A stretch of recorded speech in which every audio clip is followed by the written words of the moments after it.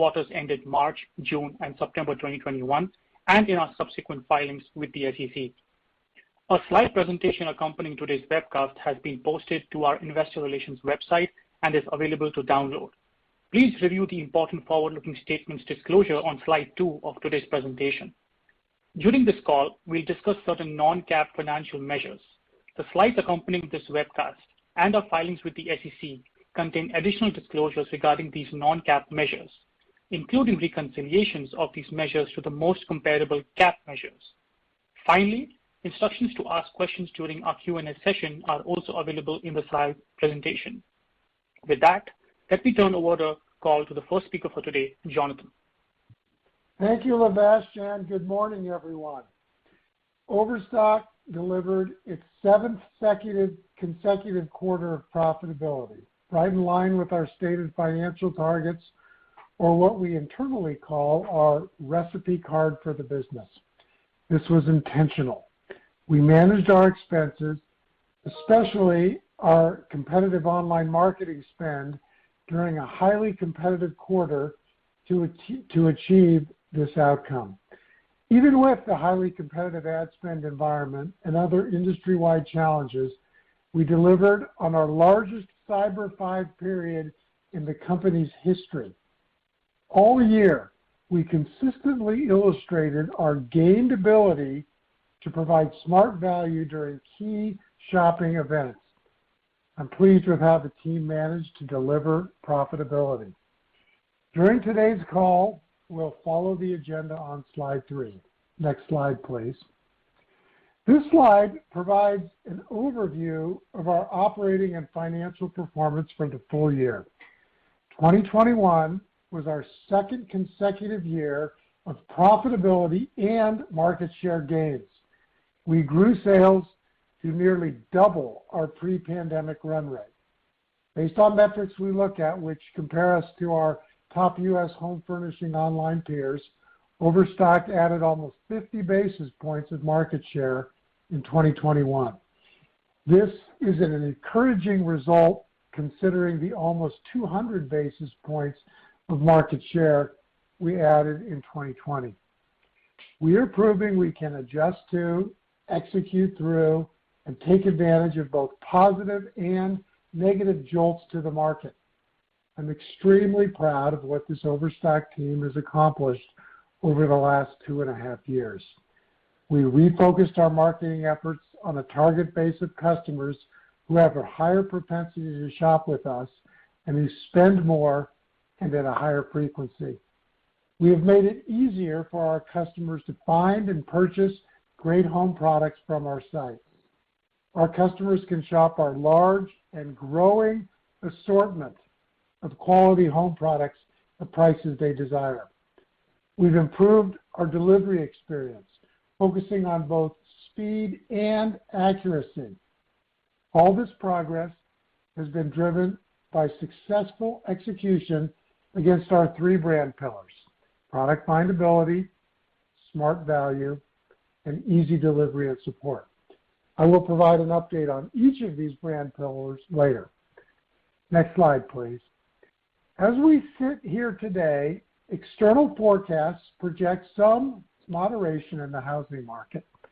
At the same time, external forecasts project that more home furniture and furnishing sales to be transmitted online.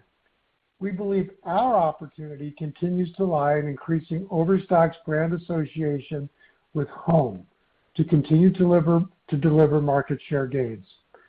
Exiting non-home categories has been a key focus for us over the past few quarters. We remain on track to hit our goal of 100% home-focused assortment by Q3 of this year. Combining this home-focused strategy with our advantageous supply chain and agile business model positions us favorably for 2022 and beyond.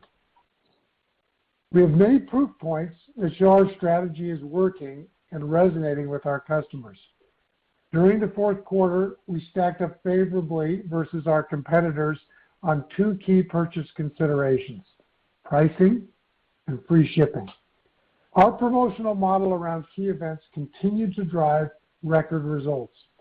Overstock's free shipping awareness expanded 1,000 basis points over the year.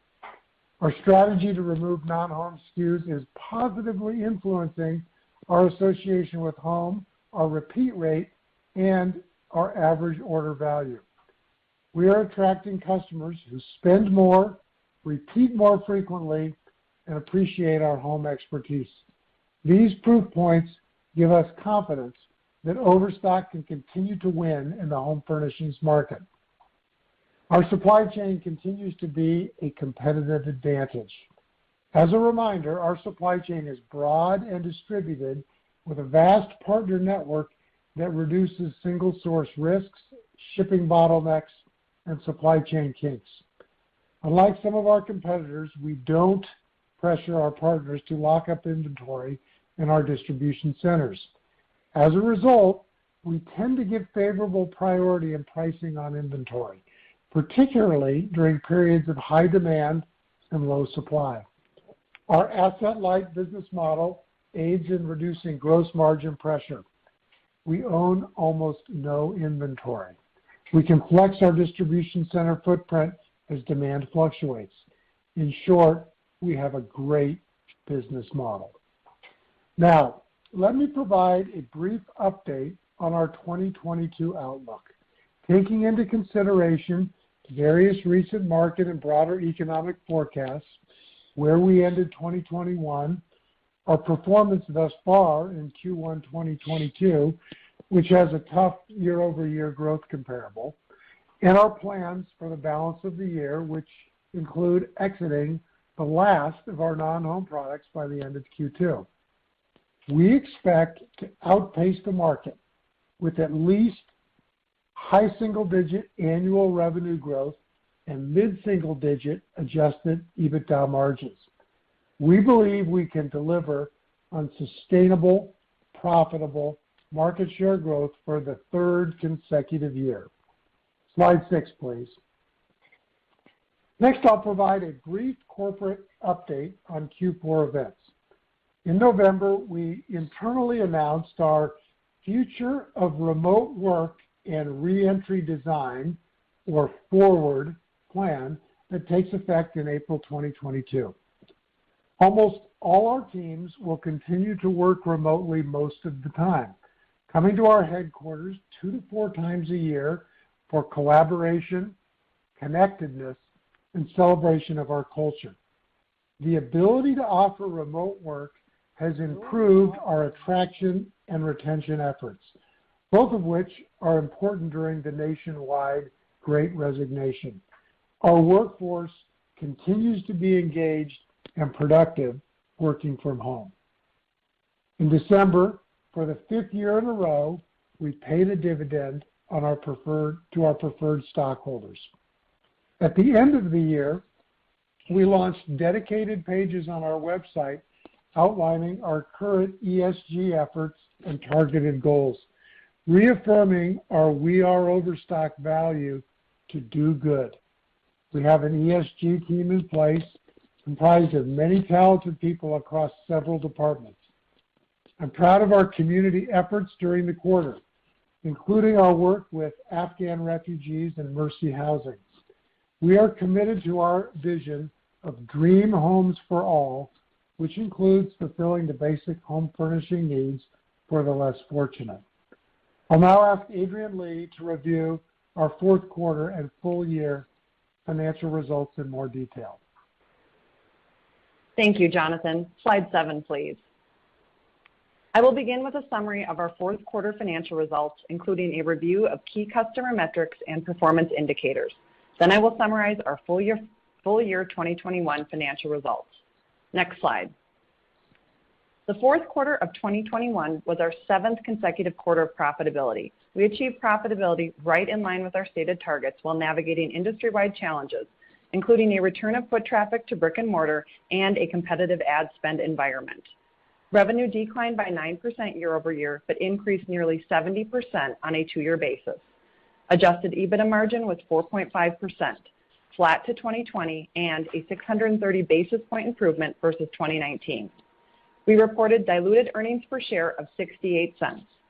If we exclude the impact of truing up our tax valuation allowance, which is customary when a release is done during an interim period as opposed to year-end, and our proportionate share of the Medici Ventures Fund performance, our adjusted diluted earnings per share was 36 cents in the fourth quarter, a decrease of 12 cents versus 2020, and an improvement of 81 cents compared to the fourth quarter of 2019. Our balance sheet remains healthy. We ended the fourth quarter with $503 million in cash and very minimal debt, resulting in a net cash position of over $450 million. As a reminder, our board authorized a $100 million stock repurchase program in August last year. We have yet to execute against this program. It's important to note that we have been in a blackout period since December 1st. I will speak to these Adrian, if I may, I'd like to interrupt and go off script for a moment. You're right to note that we've been in a blackout period since December 1. I expect some of our owners are wondering about our intentions to use the board-authorized $100 million stock repurchase program. While I won't comment on when or how much of the $100 million we may use to repurchase shares, I will say the current stock price does not accurately reflect our view of the current and potential value of the business. Excuse me, Adrian.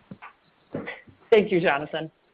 I will speak to these quarterly financial metrics in greater detail in the following slides and then provide a summary of our full year results. Next slide, please. We posted revenue of $613 million in the fourth quarter, a decrease of 9% year over year and an increase of 68% compared to the same period in 2019. The fourth quarter had industry-wide challenges and was impacted by our strategic actions. We intentionally chose not to chase higher ad spend and deliver on our profitability targets. We realized a negative impact from lapping Customer Day in 2020, which we moved into the third quarter in 2021, and aligned with our broader strategy, continued to remove non-home products from our site, impacting a highly giftable period and recognized an outsized impact compared to prior quarters. Revenue was positively impacted by a 23% year-over-year increase in average order value and a year-over-year improvement in order frequency. Average order value increased versus last year as a result of increased sales in our key furniture categories. I will discuss these metrics in further detail later. Our strategy to exit non-home categories is the right move for our business. It increases Overstock's brand association with home, and our home customers spend more and repeat at a higher frequency. Next slide, please. Gross profit came in at $139 million in the fourth quarter, a decrease of $12 million versus the prior year, and an increase of $64 million compared to the fourth quarter of 2019. Gross margin was 22.7% in the fourth quarter, which is right in line with our targeted range. This is an almost 20 basis point improvement versus last year and flat to the third quarter of 2021. I will note that we were able to maintain gross margin relatively flat sequentially, even during a more promotional and giftable sales period. The year-over-year margin increase of 20 basis points was primarily driven by operational efficiencies, partially offset by higher discounting compared to last year. Notably, gross margin improved 200 basis points versus 2019. It is a significant structural improvement that we have been able to nearly double sales while improving our gross margin profile. Next slide. This chart illustrates G&A and tech expense over the past 9 quarters in both absolute dollars and as a percentage of revenue. G&A and tech expense declined by $2 million year over year and remained relatively flat sequentially. As a percentage of revenue, G&A and tech expense was 8.4% in the fourth quarter, a deleverage of 34 basis points compared to the fourth quarter of 2020. Compared to 2019, G&A and tech expense was flat, while revenue increased by 68% and improved 592 basis points as a percent of revenue. Our absolute G&A and tech spend remains in line with pre-pandemic levels. Our goal remains to be extremely disciplined in managing our expenses.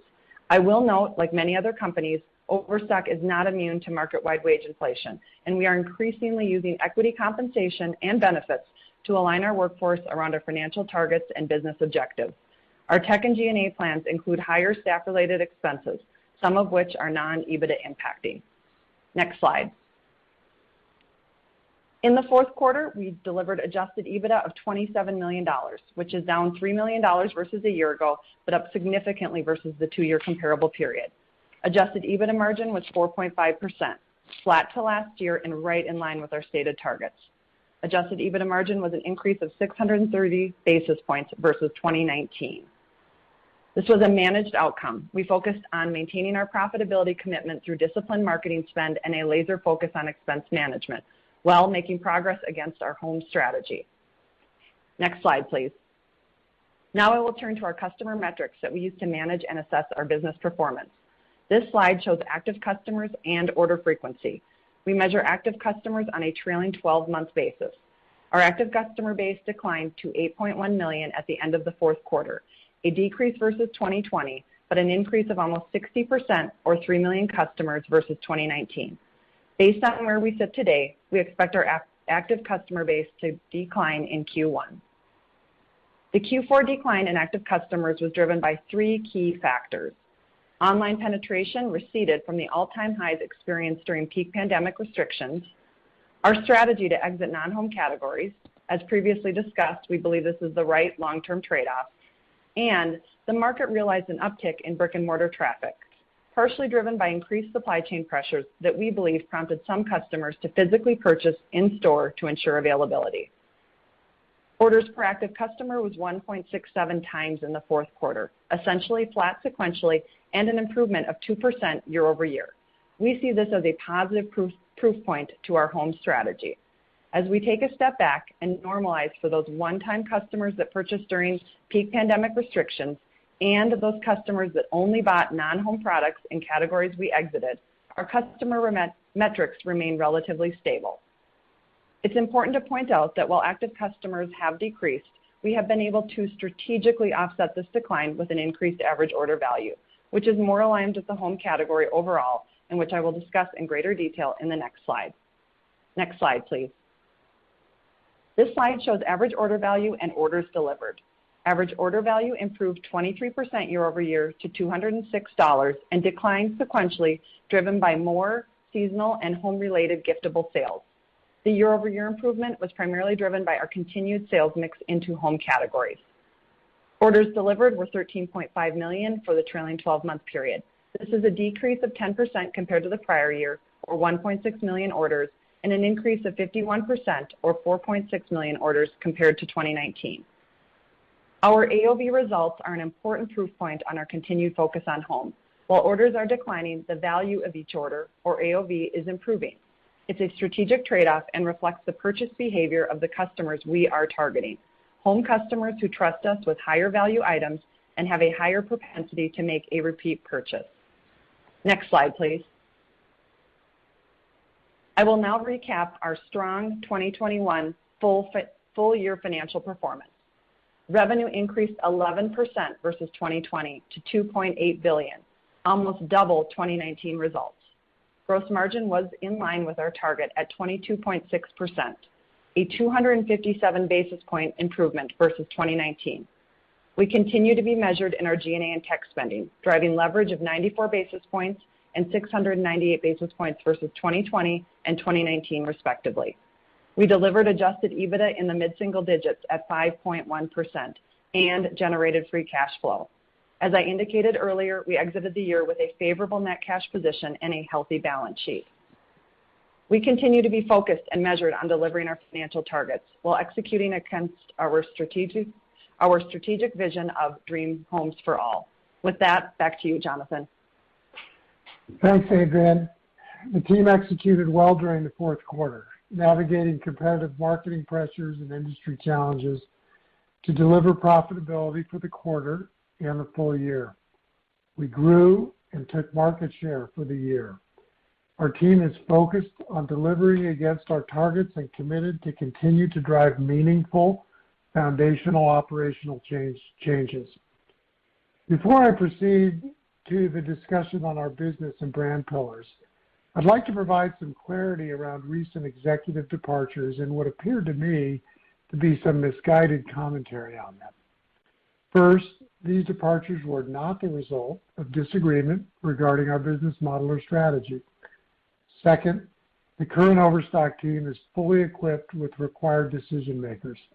I'm confident in Dave Nielsen and the rest of the team. Dave is a master retailer and operator.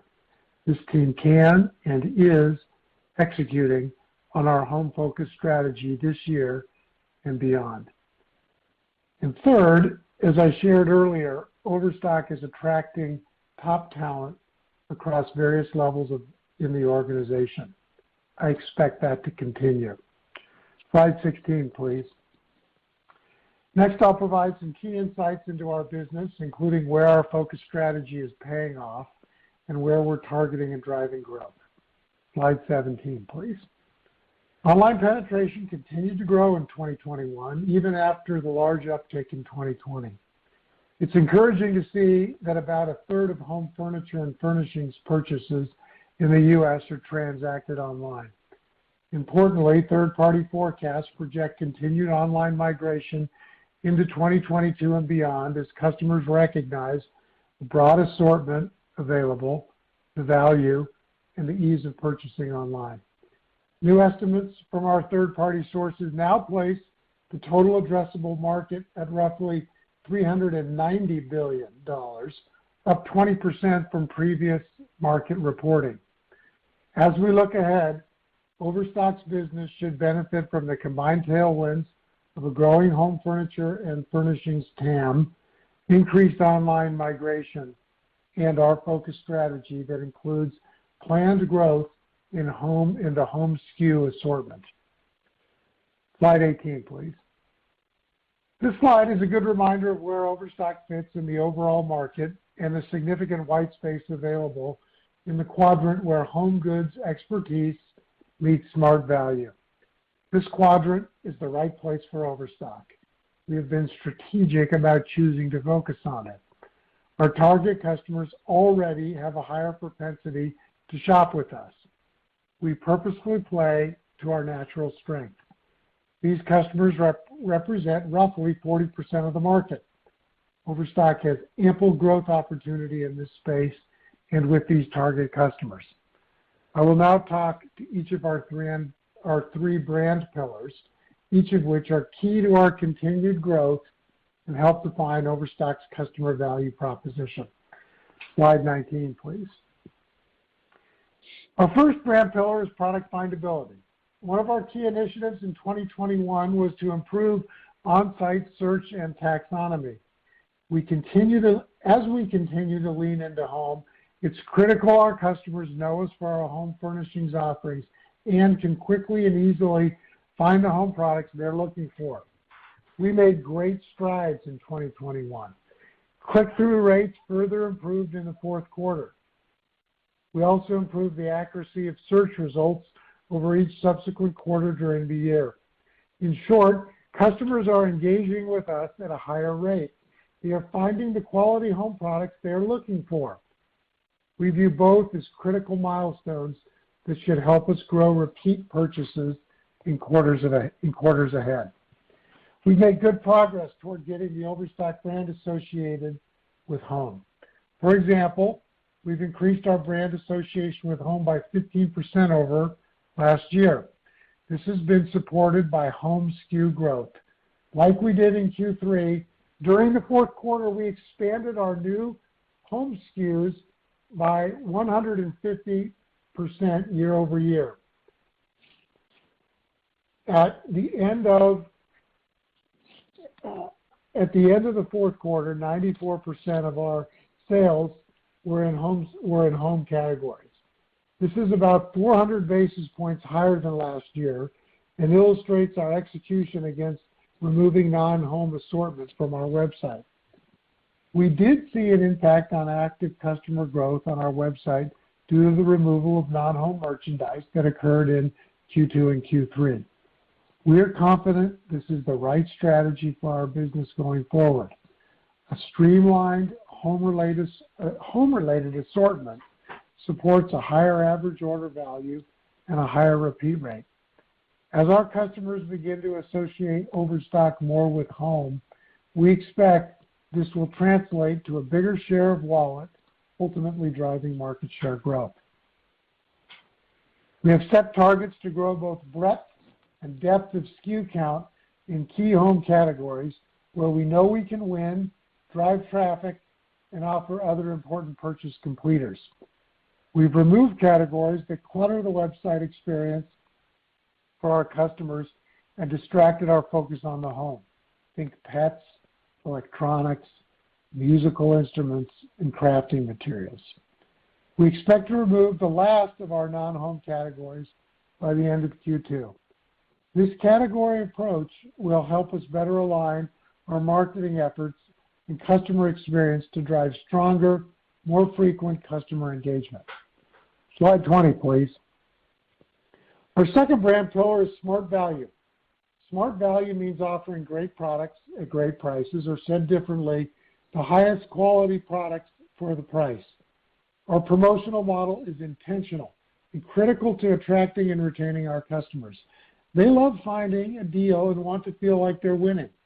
We allow them to do just that. Our competitive pricing tenet remains to offer a winning priced post-promotion. We continue to see progress in our Smart Value pillar.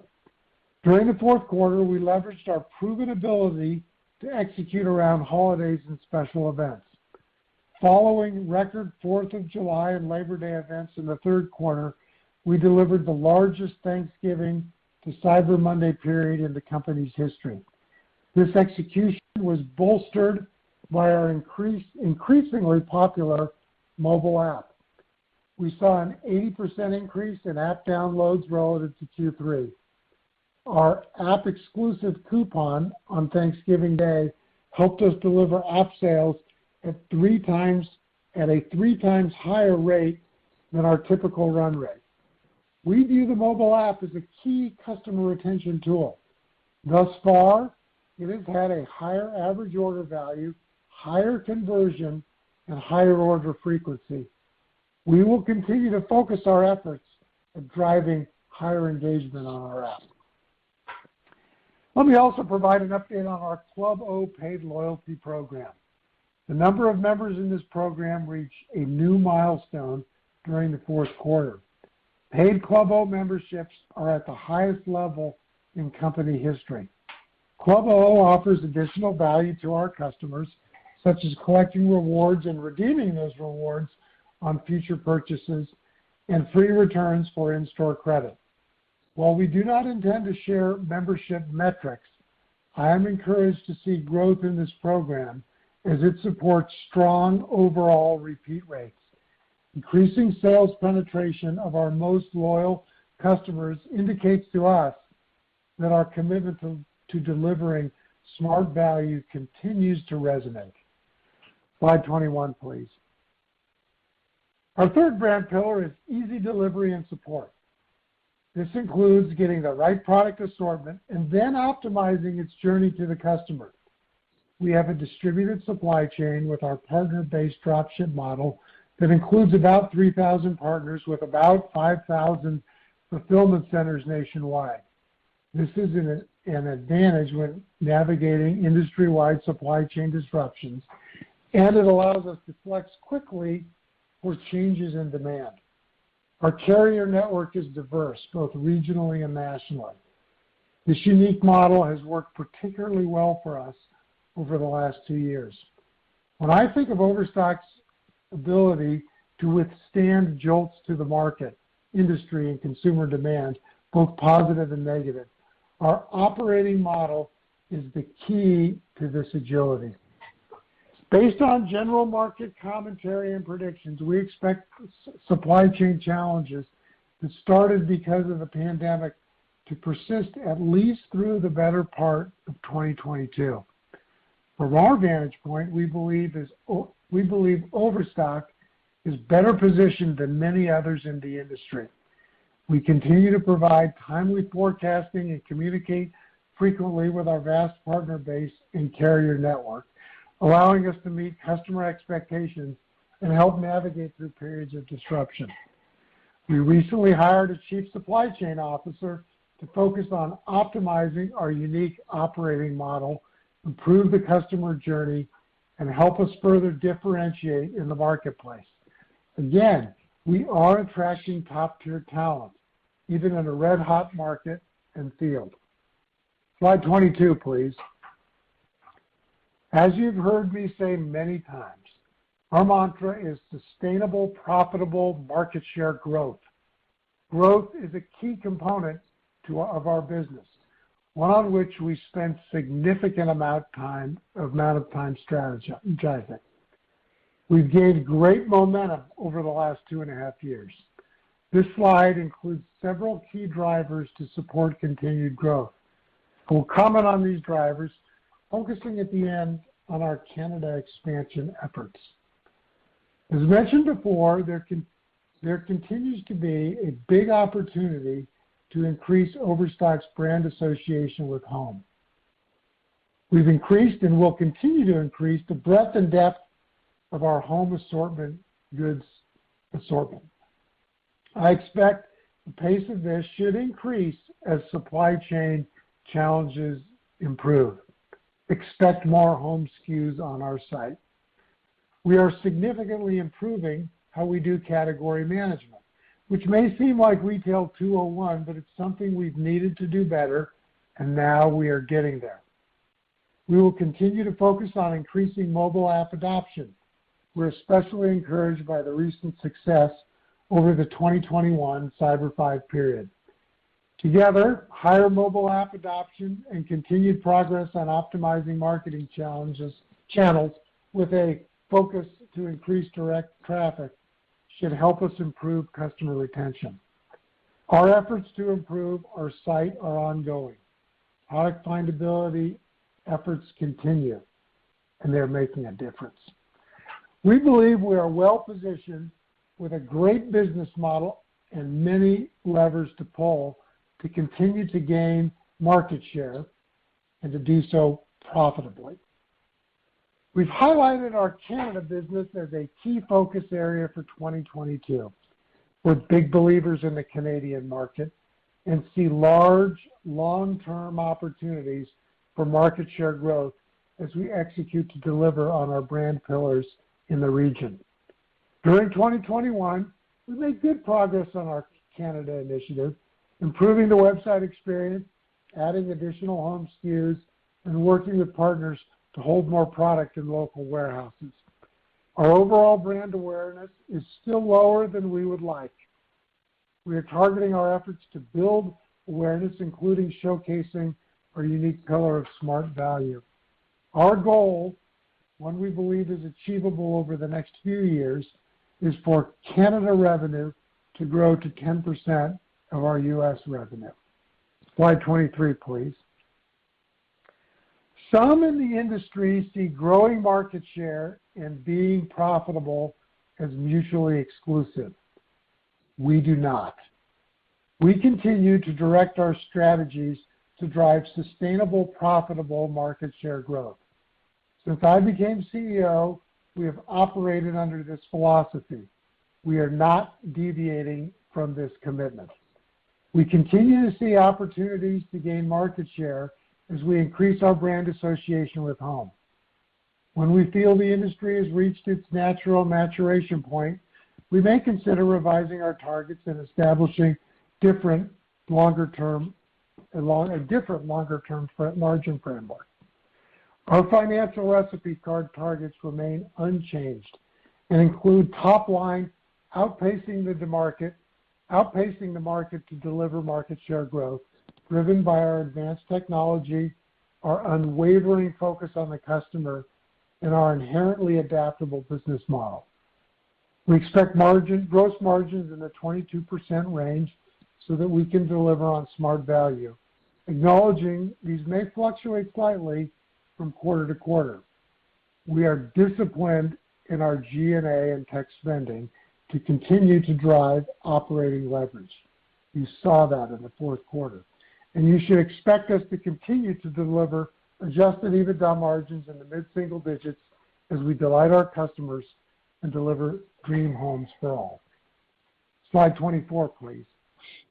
Next, I'll discuss a few of the significant updates on the Medici Ventures Fund, all of which have been previously released publicly and are great milestones for the asset in the fund.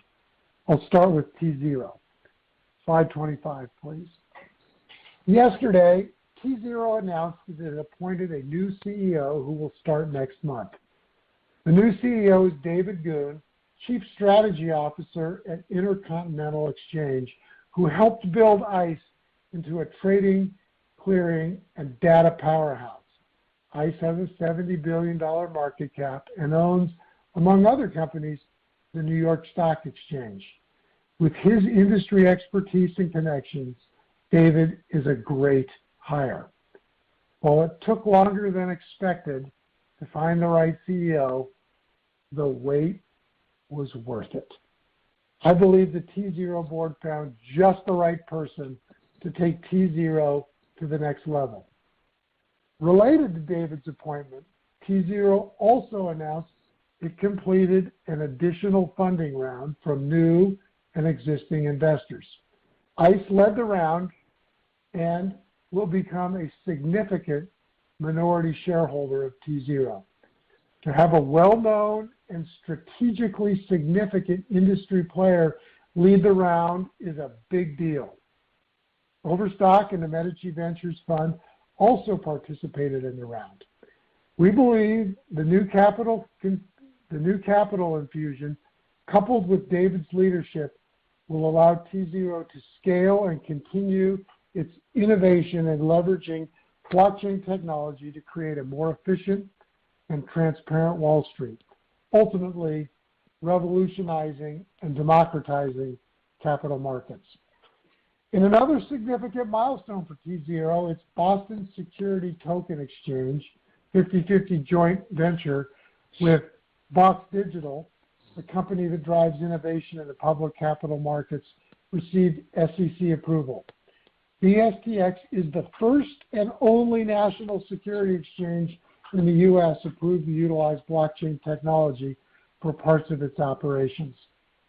In other updates related to T0, the T0 ATS launched a clearance and settlement function for securities that should enable it to drive further growth and improve user experience. T0's crypto app added 3 new coins, expanding T0's cryptocurrency offerings to 18 coins. T0 continues to be a leader in digital security trading. During 2021, total market cap of digital securities surpassed $1 billion. Assets on the T0 platform represent more than 60% of all digital security values. And T0 resolved 2 legacy legal matters, one with the SEC related to ATS disclosures, and another when its subsidiary SpeedRoute entered a settlement with the New York Stock Exchange and NASDAQ related to market access rules. Neither resolution involved or implicated Overstock.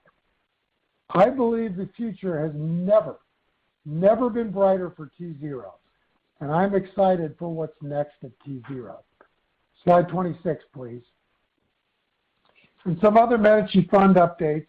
Following the launch of the e-Naira in Nigeria in October, BIT launched NBB Pay in Belize in December, the first deployment of BIT's digital currency management system in Central America. 2 central banks and over 50 financial institutions across 7 other countries currently now are using BIT products. Medici Land Governance signed a memorandum of understanding with Sustainable Development Goals of Africa. MLG is helping develop transaction systems and land administration and payment software in various countries. The city of Chandler, Arizona tested mobile voting through Votes, yet another vote of confidence for its blockchain-based platform. I know many of our shareholders are eager to learn more about the Medici Ventures portfolio companies. To that end, Pelion intends to hold a Medici Day on May 10, 2022, to highlight some of the fund's top portfolio companies. To wrap up our discussions of the Medici Ventures Fund, I'm pleased with how Pelion is acting as the fund's general manager, actively helping many of the portfolio companies advance their respective businesses, and thus allowing the Overstock management team to focus on the e-commerce business. As you can tell, I remain bullish on blockchain technology than many of the companies in the Medici Ventures Fund. Slide 27, please. I'll now briefly recap the quarter and then we'll move to Q&A. Slide 28.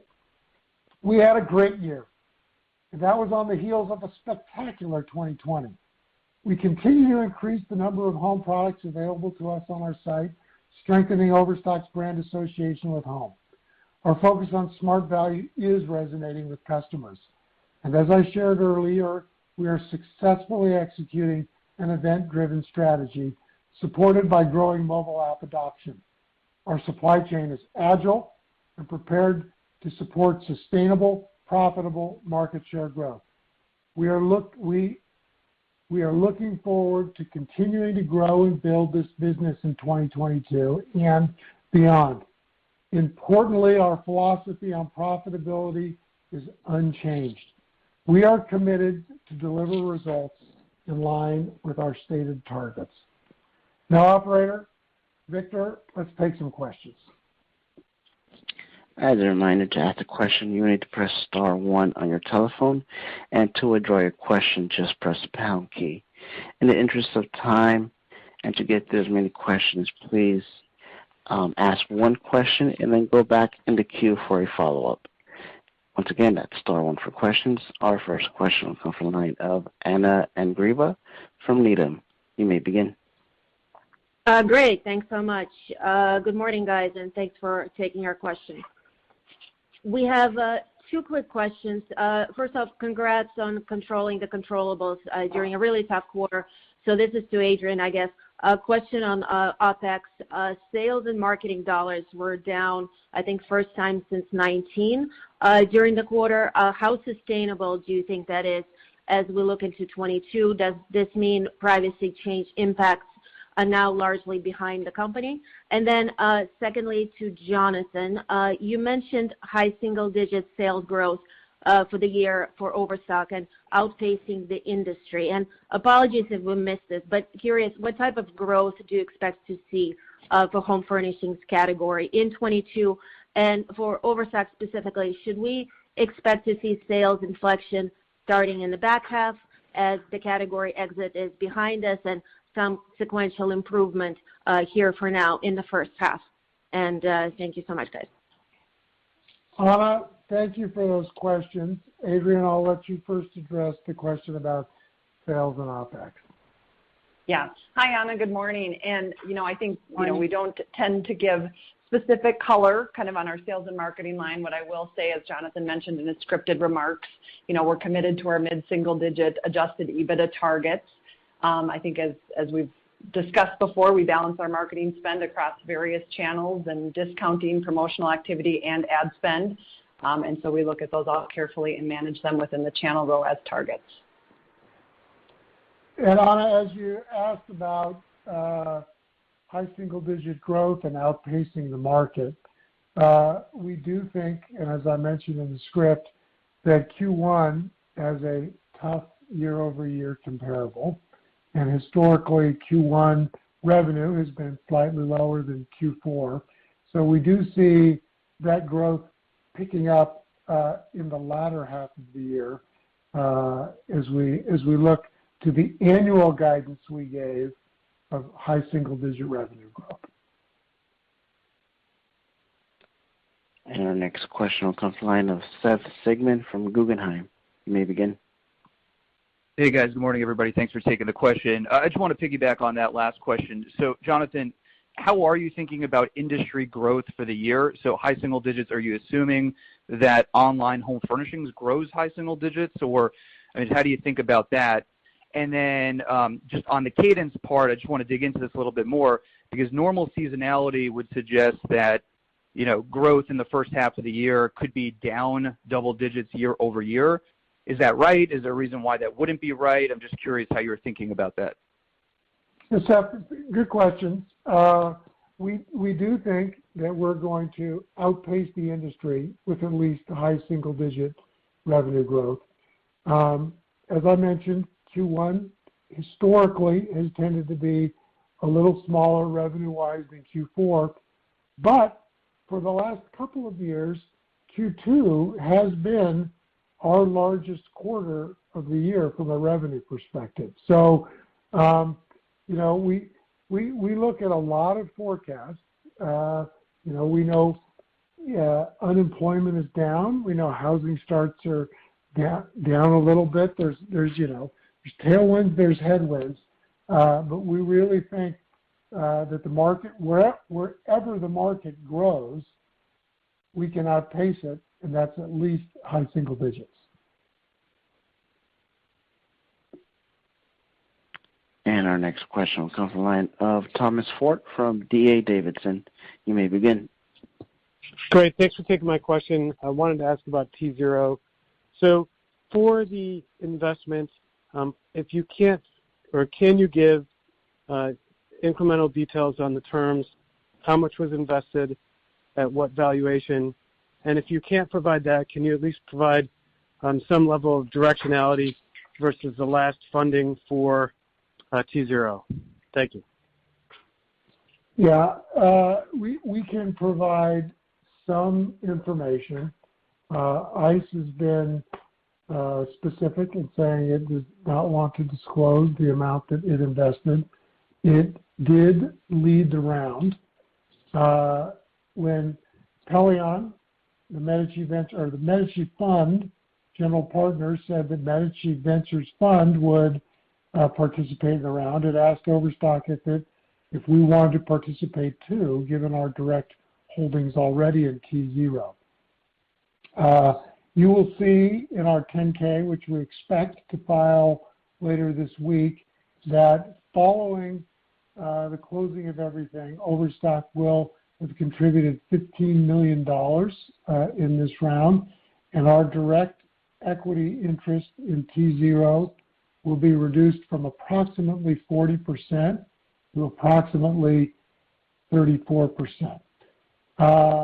We expect that the Series B shares were purchased at a price lower than the fair value per share of the common shares as of December 31st, 2021. We don't know the impact yet on our financial statements, but let me say this. To have an industry leader, someone that creates and does create markets, someone like ICE, lead around and be a co-investor, we think is just fantastic for T0. And it was one of the reasons that we were eager to use some of our capital. People are always asking us what we're going to do with our capital. We use some of our capital to invest in this round alongside ICE. Tom, I hope that addresses your question. And our next question will come from the line of Peter Keith from Piper Sandler. You may begin. Thanks. Good morning. Thanks for all the detail on the call. I guess I just want to reflect back on Q4 because you guys were expecting growth for the quarter, came in down negative high single digit. You understand the environment maybe got a little bit tough industry-wide, but anything company-specific that happened, either operationally or within the forecasting? And then I guess just playing that forward, again, confidence around the high single-digit sales growth guide off of the Q4 guidance miss. What gives you confidence in this type of growth? Sure. Let me address that initially, and then I'll turn to Dave to add some color about Q4. We did pull our Customer Day event, which historically has been in Q4 to Q3. Even with that, we still thought we would have higher revenue growth in Q4 than we did. It was a competitive market. People were spending more online than we thought was for their online advertising, that we thought was appropriate. There was some, I think, fear among consumers that if they didn't purchase early enough in the quarter online, it wouldn't get to them. As it relates to Overstock, that fear was unfounded, but it still meant some traffic moved to brick and mortar that we weren't expecting. But I will tell you this, the team adjusted quickly. We delivered our best Cyber 5 ever. And I think, despite some of the challenges, we did well. Dave, what would you add to that? Well, in terms of the confidence moving forward, when you think of some of the product categories and the mix shifts that occur in them over time, Jonathan mentioned, as we move into the second quarter, for the last couple of years, it's been one of our biggest quarters. It's also one of the quarters in which one of our power categories is most exposed in outdoor patio furniture, and an area that's already performing for us, and we're very excited to see the next couple of quarters and how that translates. Back to you, Jonathan. Thanks, Dave. Peter, look, the future is always hard to predict. And it's one of the reasons where we've been hesitant to give guidance and why we're not talking about quarterly guidance. But we do think for the year that we're well positioned to beat the market and deliver at least high single digit growth. Our next question will come from the line of Curtis Nagle from Bank of America. You may begin. Good morning. Thanks very much. So yeah, as we've been kind of talking about, pretty significant news on T0. Yeah, I guess for some of us who are retail analysts and a little less familiar, maybe just a refresher or just Jonathan, some comments in terms of, like, as you said, the endorsements, the investments, right, from ICE is pretty significant. What do they find to be the most attractive assets here? The biggest growth opportunities, and then, I guess as a related point, what are, I guess, the capabilities, the strategic prowess, what does David bring, here, in terms of his new role here? Comments on that would be good. Curtis, great questions. Let me jump in there. I'll answer the second first and then the first second. David is a 20-plus year senior executive at ICE. He's a named executive officer. He's chief strategy officer. He has helped build exchanges and markets for ICE. When we looked, I know when the T0 board looked to find an industry expert, it couldn't have hoped to find anyone better than David. I won't comment on what ICE sees because I think that's for ICE to comment on. But let me tell you what I see at T0. T0 has a exchange. It's ATS, which is allowed to use blockchain. Blockchain holds the promise for the trade being the settlement. We're taking the slop out of the settlement system. Currently, trades settle at trade plus 2 or T plus 2.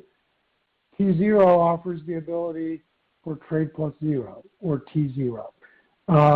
It also, I think there's great opportunity with NFTs, non-fungible tokens, great opportunities with crypto. To me, T0 can be a crypto wallet, an exchange for NMS securities, an exchange for security tokens, an exchange for NFTs. To me, it's welcome to the 21st century of trading for T0. And I think it holds a lot of promise. I think it holds even more promise with a partner like ICE and its ability to partner with its sister companies in the ICE umbrella and a leader like David who has built and done this before.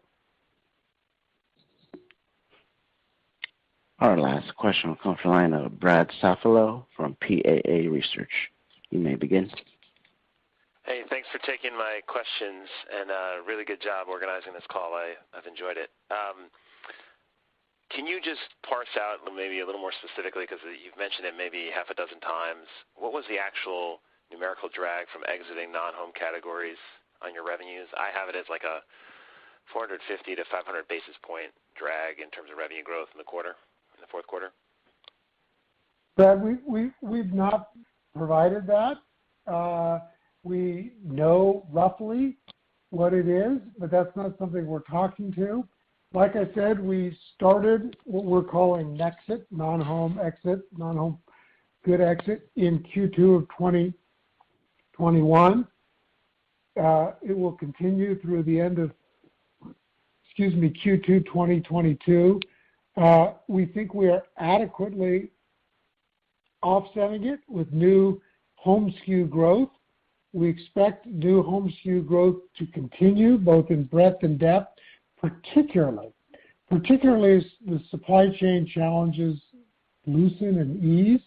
We think that's the time where SKU growth could really increase and do that. So there is some short-term headwind, but we think the long-term tailwind of being in home, being more associated with home, where shoppers purchase more frequently, bigger order size, and are just better customers, is worth the long-term gain is worth the short-term pain. Isn't that what people say? And that's what we believe here. Let me thank everybody for participating in today's call. We like our business. Our strategy is aimed at increasing Overstock's brand association with home. Our business model is advantageous and resilient within economic cycles, especially with the foundational operational improvements we've made and are continuing to make. We remain in a favorable position to deliver market share growth and profits to the bottom line. And there are exciting things happening in our blockchain portfolio, especially and most recently at T0. We appreciate your interest in and ownership of Overstock. Have a great day.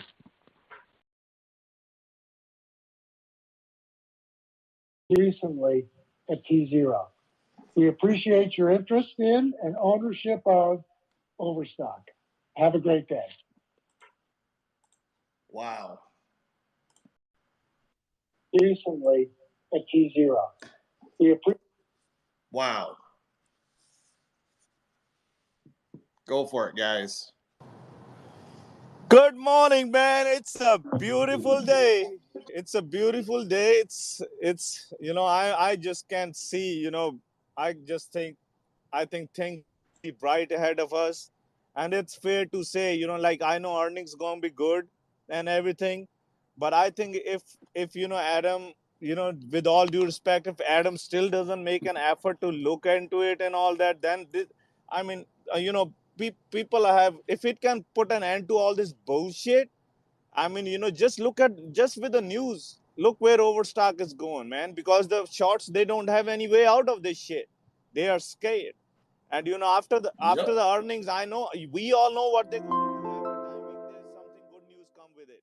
And if they still fuck up our stock and everything, I think it's time Adam need to step up and look into it. Just look into it. You just see what good it can do, and just look at it. And if it doesn't do any good, that's a separate story.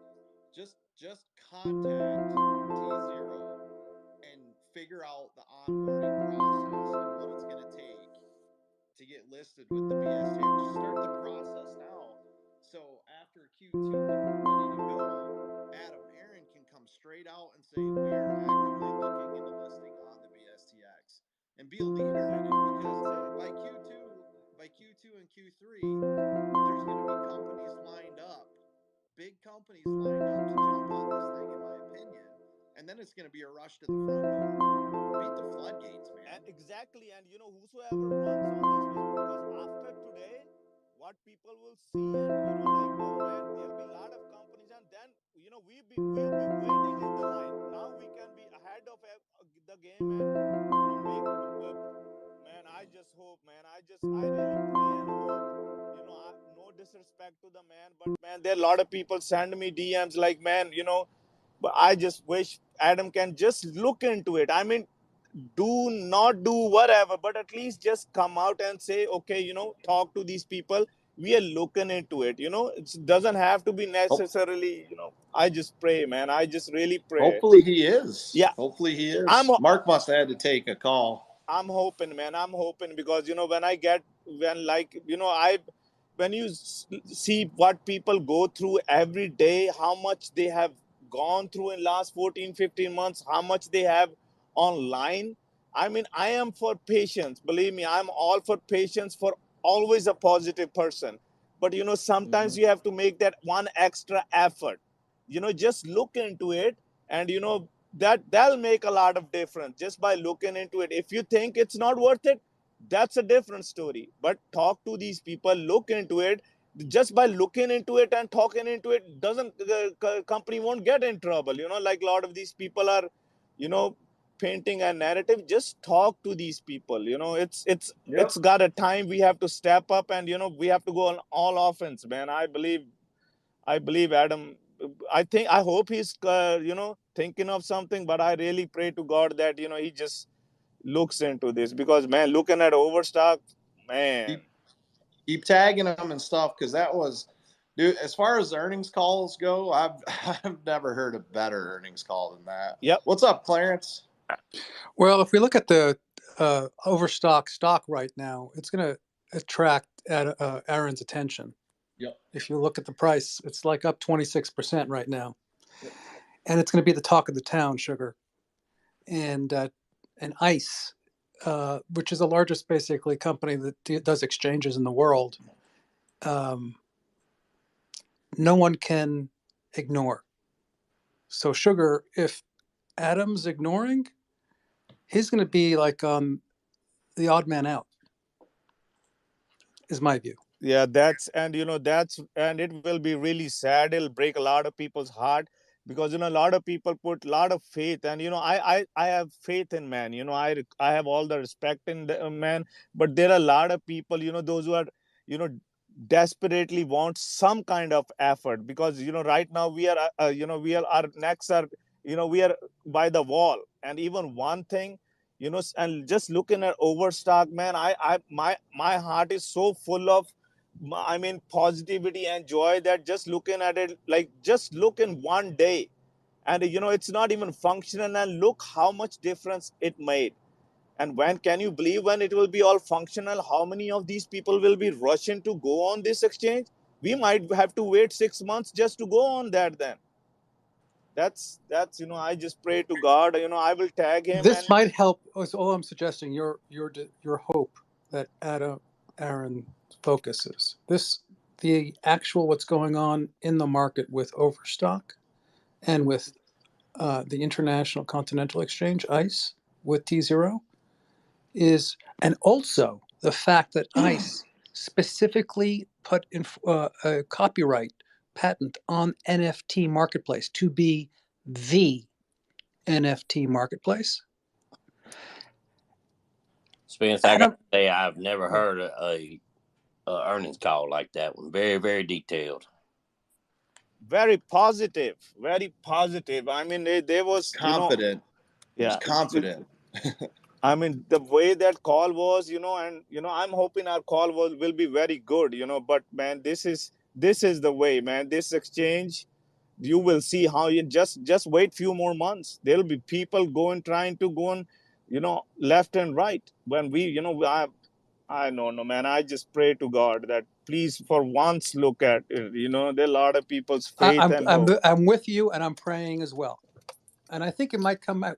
Adam could come around, because it's going to be everywhere around him. Clarence, I have a question for you. You said there's a patent on NFTs. What do you No, mean so by that? what ICE just, if you look at what ICE, a New York Stock Exchange, just did last week or week and a half ago, they actually submitted, I think, a copyright for a patent or to copyright basically New York Stock Exchange NFT marketplace. The New York Stock Exchange intends to be the place where NFTs are traded, the marketplace. Which the congressman, and there's only one thing. There is only one entity that is set up for New York Stock Exchange to make that happen, and that's T0. And look at what you're seeing with houses being bought by NFT now. The trouble we're having with all the NFT platforms. My Spider-Man NFT just got stolen last week. Yours just got stolen. My Wax Spider-Man AMC NFT was stolen on the 17th, and Wax has not got back to me yet. So New York Stock Exchange is going to be, with Overstock, is going to be like, I mean, with T0, Overstock owns T0, is going to be it, and it's going to be safe. I mean, that's their focus, right? To make sure everything's like, and they've run exchanges before for decades. New York Stock Exchange. Yep. Yeah, I mean, it's so low. It's low hanging fruit. If Adam Aarons is going to ignore the New York Stock Exchange that's going into the NFT business, okay, I wouldn't. Clarence, I think I think after yesterday and this news, I think he will be looking into. I am very positive and hopeful because Right, so am I. because if it's for the betterment of the people who saved the company, who saved the board of directors, made him CEO and chairman, and let's not be disrespectful for the man. Let's give him all the respect. Let's keep it positive because 100%. only I actually think he can change his mind and do something. He's a shareholder too. It's in his interest too. It's not as though it's not in his interest. This is obviously a great thing, and it's also made it much lower risk for everybody to consider this. Yep. And I wholeheartedly believe, man, that this year, this next few months, man, it's gonna be a beautiful, beautiful, beautiful year, man. It's a beautiful day. It's a beautiful day. From your mouth to God's ears, and I believe you too, by the way. 36%. Thank you. I just, man, I'm very positive. I mean, there is something. Sometimes there's a feeling in your heart, like, man, it's all happening. And you are a part of the history, man. For 5 years or 10 years now, when they will make movies and write stories, I'll be just proud to tell my kids that I was there in those calls, listening to Mark, Clarence, Spence, and all these guys. I was a part of that. That just my chest just swells with pride with just thinking that. But Sugar, I'm also proud that I'm with you on these calls. Thank you, brother. Your words mean a lot to me, Same. man. You guys have gave me a reason to like look forward and always I'm very lucky that I have met one of the most loving, caring, appreciative people in my life. To me, this is my success. Money we all need, we all can make, but to have a community that cares for you regardless where you came from, how you sound, how your accent is. I'm very blessed, man. I love this country and I love the people and I love AMC and I love this blockchain, man. Let's go, baby. Let's do go. It. What do you think about that Canada expansion, huh? Oh, fuck yeah, man. That's incredible. That's incredible. Like, hey, like, I don't know what else to say about it. I mean, it's just incredible. Just like this whole thing, man. I'm just going to say for 14 months ago to today, it's just amazing. I mean, amazing. I never thought I'd be here knowing this stuff and all the stuff that went on. And it's all down to the people in this call and other calls and everyone participating in it and pushing the needle forward. And just honest to God, it's mind blowing to me. Just mind blowing. And I love it. Yeah, the greatest thing about all this is that it's centered around a fundamentally super powered company, man. Their business model, the way that their executives talk, their marketing director, knowing what to take off the menu, put on the menu, how to appeal to people, to give them deals, to make sure, they feel like they're winning when they buy. You don't just buy something to own it. You want to go out. The purchase is almost, in a sense, money is gamification. You go out, you level up. Leveling up is your money. You get your money, and then you can get perks for it. You go out, you buy a new couch from Overstock, and you get a 20% off, and you feel good at the end of the day. You got the deal, you got the service, you got the product. It's a total customer appreciation business model. And I think apart from Adam Aron, just talking to them about listing on the blockchain exchange, they also should talk to them about their business model efficiency. What are the metrics they use, and what are the methods? What's the methodology they use to find out how to be the most efficient process company around? Because AMC still does have process inefficiencies that need to be corrected. So I think they just need to just talk to these guys, man. I think Adam Aaron is probably more than likely willing to at this point after, if you guys think he didn't look into what earnings calls going on with other companies, he is. Especially like Clarence said with ICE getting involved now, that's making headlines.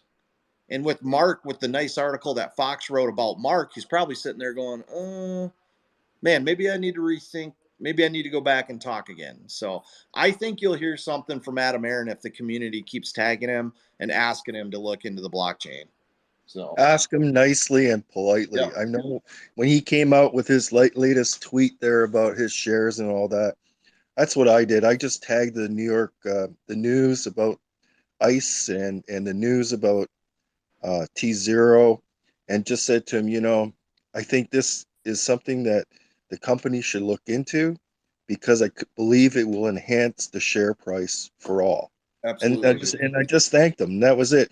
None of this beating them up. I mean, we have to stop doing that. 100%, Paul. You're exactly right, and I think he's going to change with that approach. It's my guess. No, I think you're right, Clarence. I mean, we can't stop everybody from trying to beat them up, but at least I believe if a good chunk of us treat him with the respect he actually deserves, and the respect that we deserve too, then he will listen. And I really do believe, like you brought up, Spence, that this has been all over the news, and he reads all the Wall Street journals and everything. This is being discussed right now in his boardroom. I have a feeling on that. But that's just a feeling. We won't know until he comes out with the next tweet. Paul, can I just agree with what you said? Let's be respectful. Let's keep it positive and still be heard, because nothing scares the negative people and the other side more than a positive movement. And let's make. By the way, you're going to be heard more by being polite. Exactly. Being respectful, being positive, being polite. Even if somebody is disrespectful to you, ignore this, because we will not get into that negative bullshit that 4 or 5 months ago people tried to drag us. We will not let that happen. We will keep it positive and we will be heard. Let's go, baby. Let's make it happen, man. I think I just need to celebrate today, take a day off of work, but then again, I got to make money so I can buy more shares.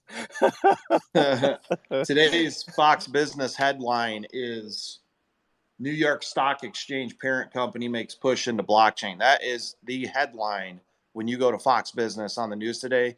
And I think we'll probably hear about it on, I don't know, maybe Clayman, but I thought Gasparino was going to get ready to go talk to this. Eleanor tweeted me back and said she thought Gasparino was going to be covering it tomorrow on TV, which is today. I think if everybody, we're gonna hear more and more and more of this on the news, because not only is it new, it's a paradigm shift in today's world regarding financial markets. It really is. I mean, I believe we are in a paradigm shift as a world with the world events that are occurring, but this specifically is a paradigm shift that's fundamentally going to change the world. I believe it's why Congress is so ready to talk on these bills to restrict stock trading from seated officials, because they know that this exchange and blockchain and zero settlement times is going to put them in the hot seat anyway. So okay, we've had our fun, we made our money. We're going to blockchain and T0 settlement times, so we might as well just go ahead and not let them trade anymore in Congress. Spence, I think that this is moving. The regulation is moving. But there's one other thing I just sent you, Spence, that you may want to pin, which is the announcement that New York Stock Exchange made related to NFTs, which will help Adam get more comfortable.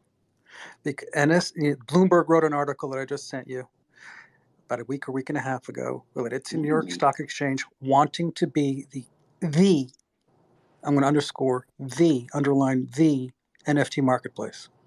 Spence, can I make a request? Yeah.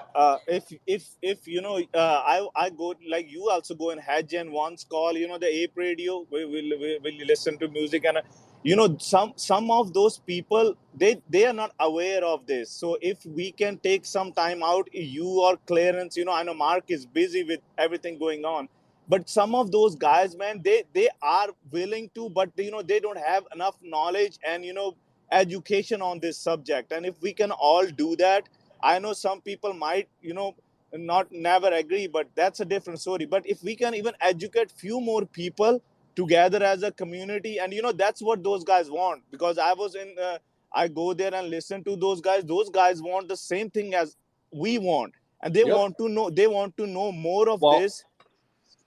I'll tell you what's going to get them today, Shug, and unfortunately it shouldn't be the reason, but seeing a 40% price swing that we've been talking about for months, and the fact that I put my watch list almost every week these last 2 to 3 weeks was AMC OSTK.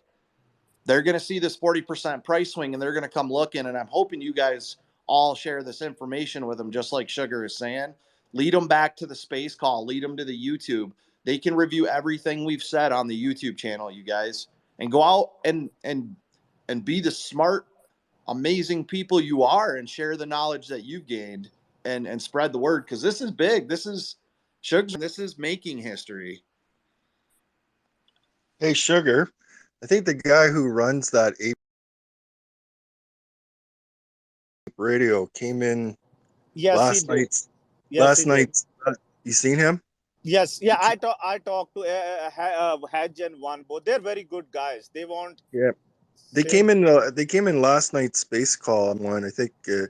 I think it was the one with Mark, and he brought up some questions, and he's seeking knowledge, and yes, he's definitely seeking knowledge. And what I took from it, that he did gain knowledge, and I think he's going to bring it back to his community, and hopefully they talk more, and then hopefully they start coming over and us there too. But you know what I mean? Like, I just wish there was one central space call with 10 million apes on it. Like, you know what I mean? But that's not practical. But you know what I mean? But I think it's going to grow. I think it's going to be good. It was really great to hear an ape from there coming over, asking questions, gaining knowledge, and a better understanding of not only what we're up against with AMC, but who Mark is and the market transparency we're trying to fight for and all that good stuff. And that was amazing. I really did. I always thought that. I was in there with Sugar last night listening to that, and they are nothing but wanting knowledge in regard to the T0. Yeah, some of those guys still have, I mean, they don't know exactly what it does and what it doesn't.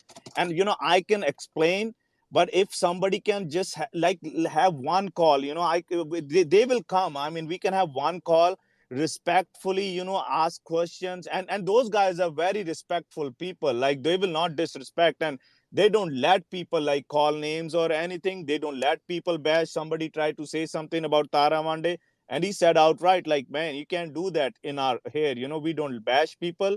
You might disagree with people. That's different. So my goal is, like, the more people we can bring together, the bigger, the more noise. If more people will be together. Take today to put some of these motherfuckers right in the fucking ground. Right in the ground. Let's put them right into the fucking ground. Isn't it? Mark, all the fucking disrespect that's been going on today, Sugar. You're a nice, respectful man. We put them into the fucking ground. All these guys, Mark, guys bad mouthing T0 this, T0 that. What's your agenda? You know what? Fuck these guys. Mark, I just want to share one thing with you. The same people who disrespected you to begin with, they blocked the other people. It's only that bunch of people, Mark. That's fine. But you know what you're supposed to do in a movement? You get rid of the fucking bad actors. You call these clowns out and say, you guys aren't part of any fucking group. Go take your shit and go bash elsewhere. Right? Because we don't need you. No one needs you. Yep. You screwed up Adam Aaron with my plan. You screwed him up, giving him a bunch of bad information. And now look what you guys got. Now look, Trade owes you a public apology, fuck him. Mark. I mean, the guy with the green mustache and the withered eye and all his bullshit. Screw him. I mean, I play offense, not defense. I'm happy for Adam. I'm happy for Clarence. I'm happy for everyone who bought this stock, who owns the stock, who believes in T0, and the rest of the skeptics. This is all what you get. This is what you guys get. Lord fed all the bullshit. All these guys, they all can fucking rot in hell. And you know what? If you want nice, go to kindergarten. You know, if it's about money and it's about ethics and it's about doing the right thing, you come here and you chip in and you say, this is what it is. And there were no leaks on this T0 ICE deal. There were none. I sat there and I watched him pound my fucking brains in on that stock, and I didn't say shit, knowing full well what was coming. Right? And okay, so can I borrow some of your crow, because I need for one person who said it's, I just need because Shug, I bought 6 train loads of crow. I've already gone through 3 from last night to this morning. You can help yourself. You can help yourself with all the crow you want. And at the rate you are going, there won't be none left for me, man. Well, there's a real good chance I'm on Gasparino's show this afternoon on Fox. And that'd be nice. And if you guys want to see a show, tune into that. And I'm gonna we will. And I'm gonna work on him. I'm gonna work on him to make him peace with everybody here. Instead of taking everyone on, he needs to get himself on the right side of right. He needs to get himself on the right side of right for once. Just tell Eleanor I said hi. I'm a big fan. Well, man, we are just lucky to have you in. We have learned so much. We have grown with you so much. We are just lucky to have you with us. Sugar, just wait till this T0 becomes a household word. Then we're good. I believe that. I believe wholeheartedly, and I don't know. There is a feeling in my heart today that I've never had. It's like, man, this is it. This is it, and this is going to be the biggest change we all are waiting. That's my heart says that. I can fully believe it. I have a question. Spence, do you think you could host that interview that Mark's going to have with Gasparino? Because I don't get Fox, and I'd like to hear it if possible. If possible, only if you got the time. You got a life too, man. What time does he come on, Mark? I'll find it. I'll figure out how to get it up, and I'll just put a quick space call up for Gasparino, Mark and Gasparino, and then we'll take a couple like back and forth at the end of it. So.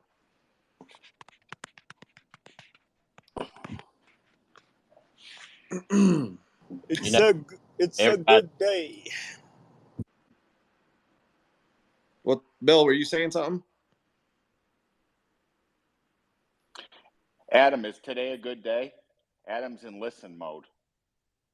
Adam, you should come up and speak. Is today a good day? Oh, there's Jen. Sorry, Jen. I didn't see Jen down there. Just scroll down. Here, I'll send him an invite. I gotta clip that part where Sugar asked to borrow one crow from you. I gotta put that as a snip. Spence, what I was trying to say is these people that bash T0 and Mark all this time was just ones that basically didn't want to do no research into anything and listen to other people. Yep. You cannot control that no matter what. Well, if they would have done their research and saw it was good and had to be truthful, then they would have gone against the community that they built on a negative basis, and they would have lost their following. Look, that's all it is. Most of these people these days have Google. They just refuse to use it. All they need to do is listen to the calls, man. I did it for them. Shit. Oh, I know that, but you can't lead a horse to water, brother. Well, and you know what you can do? You can put some turpentine in the horse's ass and watch the thing run. I mean, this is well deserved. Adam, what do you have to time out? I want to, if we can hear from Adam, because Adam's been suffering in this thing. Adam, are you doing better today? Hey guys, Mark, congrats. I mean, what the believers have gone through has been torture, and I don't know what you went through to get this done, but no one will never know probably, and I don't know how you've been sleeping, but so much appreciation. Poorly. How'd you sleep last night? Poorly, because Poorly. I was too excited. You're too wired. I bet. No, I'm not showing up on Fox today to do a dance either. We're coming with Powder River today. Wings. Nice. Hey, Mark. Nice. Mark, I don't mean to interrupt you, Adam. What time? I'm just curious to know because I'd like to tune into this interview. Gasparino usually is on Liz Clayman's countdown between 3 and 4. Yeah, okay. Thank you so much. As I know, I'll let you all know. I'm excited for it. I wanted to come on yesterday and speak. In addition to Mark, there's been a lot of diehards on this for years that have been so great in bringing information on Twitter, and I wanted to thank all of them as well, the whole crew. I also wanted to shout out to you, Spence. We were celebrating. It's my daughter's birthday today, and so we do a bunch of things during the week.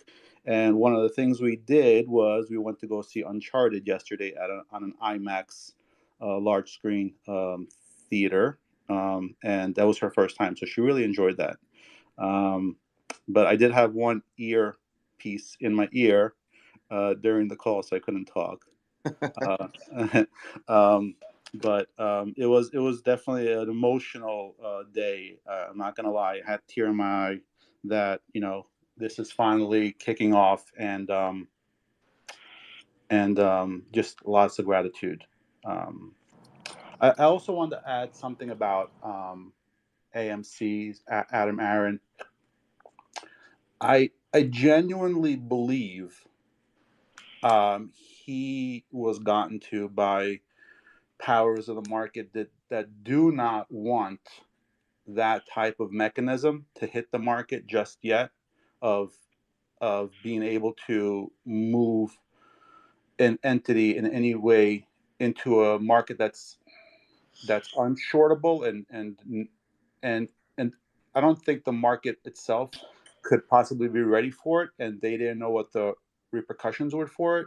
So I think the powers to be did get to him, because the tweets that came out of his mouth just were bizarre, and out of nowhere. So I think he was just his arm was twisted. I'm not saying he couldn't have pushed through, but in the world that we live in, it's not rare that people are gotten in one way or another. And with the little amount of information that was actually out available to the public, he probably had somebody in his ear, and then he couldn't find the proper information needed to know exactly what was going on with this. But now it's out, it's there, and he's gotten a lot more aggressive in his tweets again. So I'm assuming that he's figured out who to listen to, who not to listen to, and I'm hoping he hears us and checks this out and looks in to the listing of AMC as a leader, as a pathfinder on this, to become one of the first, if not the first 10 companies on the BSTX. I really hope that happens, Spence. I really think that he's going to start tuning into the the good people on here on Twitter that are promoting the right things. So you guys, this is the future, this BSTX and blockchain, and it's actually very exciting. The news yesterday was very, very exciting, and yeah, we need to have more conversations with AA and get them to list and everything, because like everyone else, and like I was saying yesterday, sorry guys, I just woke up, but I think we're all for the same day settlement. I think we're all sick of PFOF. We're all sick of dark pools. We're all extremely disgusted and sick of illegal naked shorting. And it's time for change. This is a time we've been waiting for. So we need to be loud with our voices, guys. Hey, Spence, I have a small request. So if if those guys want some of your, time and knowledge, whatever we guys share here, like Hedge and one those people, we can will you guys, you and Clarence will be willing to do something like that just to share more knowledge so more people can be aware of this, please? Oh yeah, I've gone in there and talked on it before already. Yeah, let's organize like some kind of like small talk group, one time where as many as people from that group can also, because they are all like, they all know and they want more and more knowledge, like whatever we can share with them. And if we can do something like some whatever type works for you, let's talk to One and Hedge, whatever those guys are waiting for, Yes, something I to was be heard. gonna say they actually have their show. It runs usually daily around 7 or 7:30 in the morning, and as well as 7 or 7:30 at night. So I was Yeah. gonna, if they're still running their show when I get out of this call, I was gonna hop in there real quick and kind of give them a little bit of a rundown, of what happened last night with terrorist space, as well as what was kind of talked about in here. I wasn't in this space all morning, obviously, but yeah, I think that's a good idea, and thank you for bringing that up, Spence. Let's do it. Let's bring it, people together, and let's all make it happen. Let's do it all together, because those guys want nothing but knowledge, and they want the same thing as we does. And if we can have like a space call where whatever people can come there, be respectful, and those guys will not let anybody disrespect. I know that much. They are just like us. And then more people, they will spread the word, more people will want to come, and the bigger we become together, the same goal, the more Adam Aaron will listen to. Now it's just like, oh, one group wants, and when they will know, like, everybody wants the same thing. The naysayers, those people had their agenda, they will never come together, because I don't know if they got paid to do this or whatever, but we don't even need that, because they are the same bunch of people. They go everywhere, and it's just, and now everybody had enough of that. Yeah, Everybody wants. I'll put something together Thursday on Market Close with T0 BSTX, talking about overstock. I'll tell you something that's real important that you guys need to watch for is that Medici Day, where they talk about the portfolio on that. That's going to be a big day.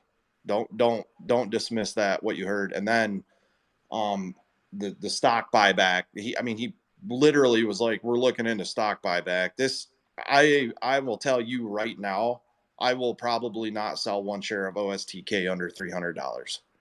There's no way, because this thing, once these companies get lined up with the ownership they have, the fundamentals of the company just on their base business, but now this new market with, and it's not a financial advice either. People do what, but yeah, you are right.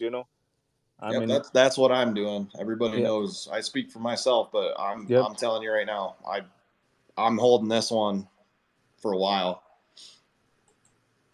Let's do it, man. I'm very happy today, man. I wish I can open Jack Daniels right now, but I gotta go pick my kids later, so I can. It's too early for that anyway. So I've been up all night waiting, dude. We were up. We went to the casino last night. I won $150 on blackjack. I came home. I got everything set up. Took my friend who was visiting from Chicago. It's not Ken Griffin. Took him at the airport at like 4:30, and then I stayed and I just got up and did these calls, man. So. Well, thank you, Spence. You've been working around the clock here, so we appreciate all your hard work. Oh, it's really just, it's kind of a party for me, Well, thank you again, and we do appreciate all that you do. Yeah, no problem, man. Absolutely. It'd be pointless if you guys weren't here. So. Absolutely, Spence. It's awesome, man. A while back when I called you a leader, I didn't mean of the apes or anything. I just meant you're really good at leading space calls and organizing and taking care of the scoundrels. That's all I really meant. Oh yeah. That's really all I meant. I think it was taken out of context. I really didn't mean anything else by that, because you are excellent at it. I've when I first started on Twitter and hitting space calls, I was like, why isn't it organized? Why aren't people Yeah, and now it's so unscripted. you're there. It's all unscripted. None of this is scripted. And Spence is able to kind of like take the information that's happening, and he can kind of organize it in his head and present it in a organized, fashion that makes sense. And I like it. The flow is very good. So let's throw some hearts for Jen and Spence. Let's throw some hearts for Yay. both of them. For always, Heart's all. mostly for Spence. He's the guy that runs it. So No, you are Jen, you're equally always with him. there. Yeah, you're always Well, there. and We love you guys. you guys should Thanks. thank Tara And personally. Tara, yeah. And she's the one that got me into these space calls and taught me how to do it, which was perfect match with my my DoD back. I used to brief like generals and admirals and stuff on aviation statuses. So to me this is just fun, man. I'm doing what I was supposed to be doing with my degree, but I'm doing it for fun and making money with you guys. So now it's a party now. That's funny because for me, I used to be a journalist long time ago. So yeah, I actually went to school for it and everything. Got a degree in journalism at Central Michigan University in Mount Pleasant, Michigan. So I did use my degree. I was a newspaper reporter for like a few years professionally, and then decided I wasn't happy. Lost my journalism job out in Pennsylvania and moved back home to Michigan. So, and I'm glad it worked out that way, and never thought I'd ever get back into it again, ever. And now here I am on Twitter, and it's not journalism. You should but it's you kind should of write similar your to own it, little you know? publication to post online, Jen. Nah, I'll think about it. I mean, this takes a lot of time anyways out of my day, going onto these spaces and Right. tweeting things and stuff. So if I have the time, so that's something I have thought about, Spence. You could call it Jenny on the block. Jenny on the block. Yeah, man. J-Lo. Man, guys, I'm blown away by that earnings report. Stock buyback, positive earnings, T0, blockchain exchange, expansion into Canada.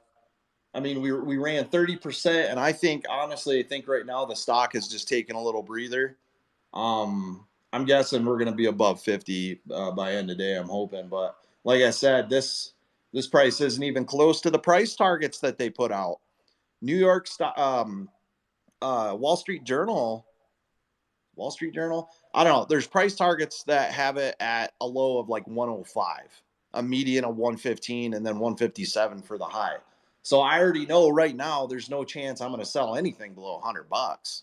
I'm going to wait. I think we'll hit these price targets up in the hundreds, and then more news will come out about BSTX in the following quarters, more earnings report from OSTK, and you'll start hearing companies talking about joining the exchange, and then Overstock's price targets will also get updated, increased. I believe that. And actually, I'm going to check T0 right now. I haven't checked my TZ drop. Let's see You what's see going on. you see the volume on Overstock? It's Yeah. incredible, man. That's incredible. Let me get to the T0 page. You guys hear a bing? It's my 2FA coming in. So Can you imagine when Adam comes out with like, we are looking into this? What were they? They won't have enough halts to keep this thing, AMC and GameStop down, man. Yep. They won't know what to do with themselves. If Ryan or Adam, one of those guys, came out and just said we are looking into it. Well, think of this: if GameStop wants to create its own NFT crypto platform, they were talking about I don't know if they're making their own blockchain or not. If the NYSE decides to make an exchange for NFTs, you better bet that Congress is going to start telling people that to be a legitimate traded NFT, they're gonna crack down on it. Is what I'm saying. They're not just going to let anybody and everybody have an NFT platform. It's going to have to go through an exchange.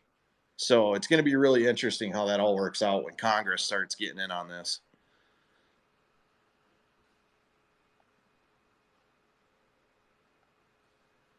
Wouldn't it be ironic after all this work to force Congress to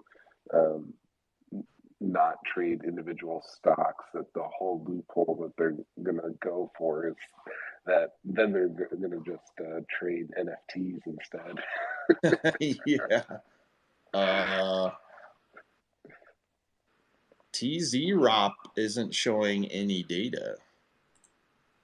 Network timeout. I did a quick look, and it looked like it jumped up to like 470 or something like that. Yeah, it's up. I just looked. It's up like 21%. Yeah, 461.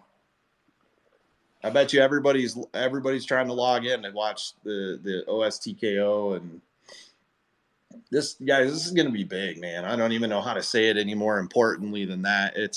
I think that earnings call was the definition of a bullish earnings call, and I think I was telling my buddy the other day, funny enough, he's not real big into stocks or nothing. We start talking. So I got to do a space call. So I'm like, he said he watched Wolf of Wall Street just a couple weeks ago. I was like, you ever watch The Big Short? He said, no. Okay. So he's sitting there watching The Big Short, and I'm getting set up for the call. I get in Mark's call, and Colin's in there. And I'm like, hey, dude, the guy you're watching on TV right now, that actor is playing this guy on the phone. And he was just blown away, man. He said what you guys are doing, listening to the call and everything. He said that is just blows his mind, man.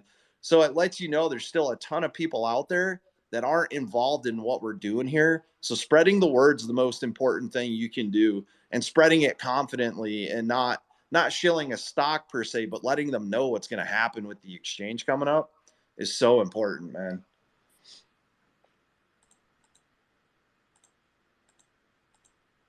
On that, I have to go feed my dog and do human things, like maybe get an hour of sleep.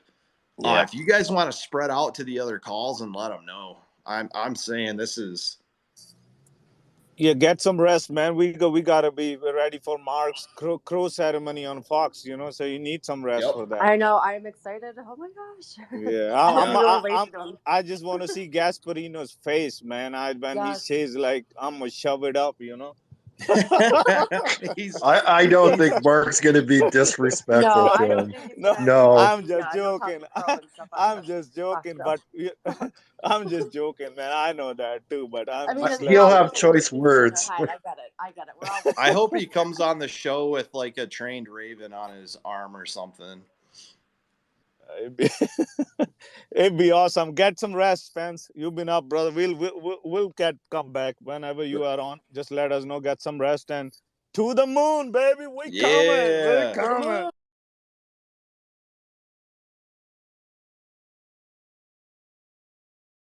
Unmute microphone. Hello, everybody. If you're watching, my one viewer, or if you're going to rewatch this call, I will be on later, where we will listen to Mark Cohodes on the Claiming Countdown with Charles Gasparino go over all of this. Thanks for coming. Make sure you share, like, subscribe if you can. I appreciate it.